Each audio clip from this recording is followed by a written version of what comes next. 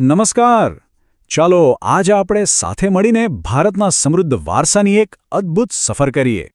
આપણે જાણીશું કે કઈ રીતે શૌર્ય, શ્રદ્ધા અને કળા જેવી બાબતોએ આપણી પ્રાદેશિક સંસ્કૃતિને આકાર આપ્યો છે. તો ચાલો, તૈયાર છો? આ જ્ઞાનના ઓટલે બેસીને આપણી સંસ્કૃતિના ઊંડાણમાં એક ડૂબકી મારીએ અને જોઈએ કે આપણો વારસો ખરેખર કેટલો ભવ્ય અને વૈવિધ્યસભર છે. તો આજે આપણે શું જોવાના છીએ? સૌથી પહેલાં વાત કરીશું શૌર્ય અને બલિદાનની ગાથાઓની. પછી આધ્યાત્મિકતાના શાંત માર્ગ પર ચાલીશું અને છેલ્લે કળાની રંગીન દુનિયામાં એક નજર નાખીશું. તો ચલો શરૂ કરીએ. તો ચાલો આપણે સફરનો પહેલો પડાવ શરૂ કરીએ. વાત છે રાજપૂતોના વારસાની. એક એવો વારસો જે શૌર્ય, બલિદાન અને વચન પાલન જેવી વાતોથી ભરેલો છે. ચાલો એ સમયમાં એક ડૂબકી મારીએ. જરા વિચારો, એક એવો યોદ્ધા જે યુદ્ધમાં પીઠ બતાવવા કરતાં મોતને ગળે લગાવી લે, જેના માટે આપેલું વચન એના જીવ કરતાં પણ મોંઘું હોય, અને હા, શરણે આવેલા દુશ્મનને પણ માફ કરી દે. આવા હતા રાજપૂત યોદ્ધાઓ. અને ખબર છે, એમની આ બહાદુરીની વાર્તાઓ આજે પણ ચારણો અને બારોટોના ગીતો અને કાવ્યોમાં જીવંત છે. અને આ જ વાતને એક વાક્યમાં કેવું હોય તો, પ્રાણ જાય પણ વચન ન જાય. જુઓ, આ ખાલી કહેવાની વાત નહોતી. આ તો એમની જિંદગીનો સિદ્ધાંત હતો, એક આદર્શ હતો. એના માટે લોકો જીવતા હતા અને એના માટે મરી પણ શકતા હતા. પણ શું શૌર્ય ફક્ત પુરુષોમાં જ હતું? બિલકુલ નહીં. રાજપૂત સ્ત્રીઓ પણ એટલી જ બહાદુર હતી. જ્યારે એમને લાગતું કે યુદ્ધમાં હાર નક્કી છે, ત્યારે દુશ્મનોના હાથમાં પડવા કરતાં એ પોતાના સન્માન માટે સામૂહિક રીતે અગ્નિમાં પ્રવેશ કરતી. આ બલિદાનને ઇતિહાસ જૌહરના નામથી ઓળખે છે. અચ્છા, આ વીરો અને વીરાંગણાઓના બલિદાનને યાદ કેવી રીતે રાખવામાં આવતું? એના માટે બનાવવામાં આવતા પાળિયા. આ ખાલી પથ્થર નથી. આ તો શૌર્ય અને ત્યાગની જીવતી જાગતી નિશાનીઓ છે. આજે પણ તમે ગુજરાતના ગામડાઓમાં જશો ને, તો લોકો આ પાળિયાની પૂજા કરતા જોવા મળશે. તો આ હતી શૌર્યની વાત. હવે ચાલો ત્યાંથી આગળ વધીએ અને આધ્યાત્મિકતાના એક અલગ જ માર્ગને સમજીએ. આપણે વાત કરીશું પીર પરંપરાની, જેનો મૂળ સંદેશ પ્રેમ અને ભાઈચારો હતો. તો પીર એટલે શું? એકદમ સાદા શબ્દોમાં કહીએ તો ગુરુ, એક આધ્યાત્મિક માર્ગદર્શક. જ્યારે મધ્ય એશિયાથી સૂફી સંતો ભારતમાં આવ્યા, ત્યારે એમણે ઈશ્વર સુધી પહોંચવાનો એક બહુ જ સરળ રસ્તો બતાવ્યો. અને એમનો સંદેશ શું હતો? બહુ જ સીધો અને સરળ: પ્રેમ, માનવતા અને ભાઈચારો. એ લોકો માનતા કે જો ભગવાનની સેવા કરવી હોય તો માણસની સેવા કરો. અને આ જ વાત લોકોને એટલી ગમી ગઈ કે હિન્દુ હોય કે મુસલમાન, બધા જ એમના અનુયાયી બનવા લાગ્યા.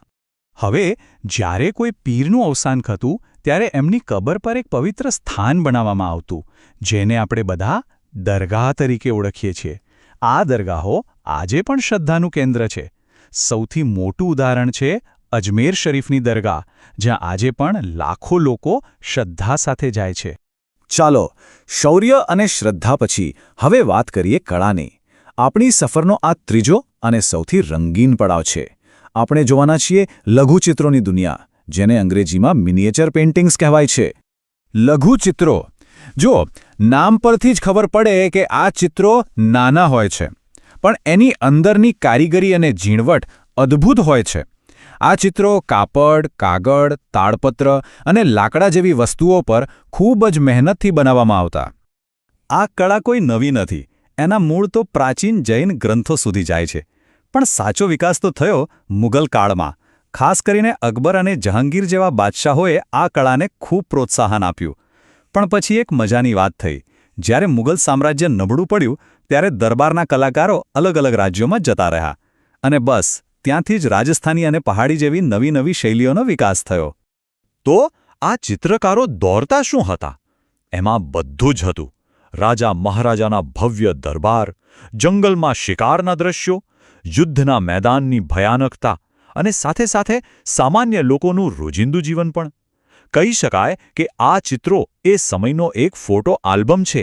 હવે જરા આ બે મુખ્ય શૈલીઓ જુઓ. એક બાજુ છે રાજસ્થાની શૈલી.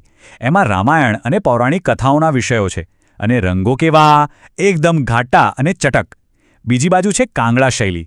એમાં વૈષ્ણવ પરંપરાની અસર દેખાય છે. અને રંગો એકદમ સોફ્ટ, વાદળી અને લીલા જેવા. છે ને કમાલ? કળા એક જ, પણ એના રૂપ કેટલા બધા! તો શૌર્ય, શ્રદ્ધા અને કળાની આ આખી સફર પછી ચાલો ફટાફટ એકવાર યાદ કરી લઈએ કે આપણે કઈ મુખ્ય વાતો જોઈ.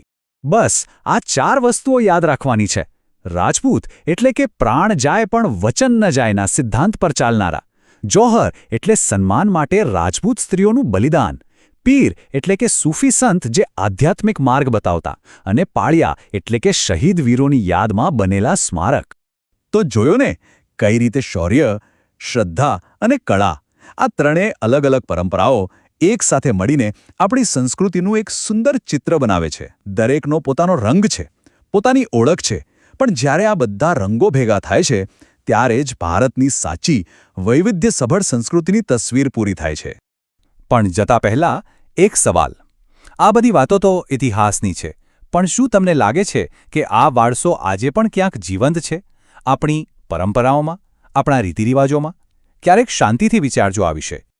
આ સફરમાં અમારી સાથે જોડાવા બદલ તમારો ખૂબ ખૂબ આભાર. જો તમને આ રીતે જાણકારી મેળવવી ગમી હોય તો અમારી ચેનલને સબસ્ક્રાઇબ જરૂર કરજો. અમે આવા જ વિષયોને સરળ બનાવીને તમારી સામે લાવતા રહીશું. ફરી મળીશું. ત્યાં સુધી આવજો.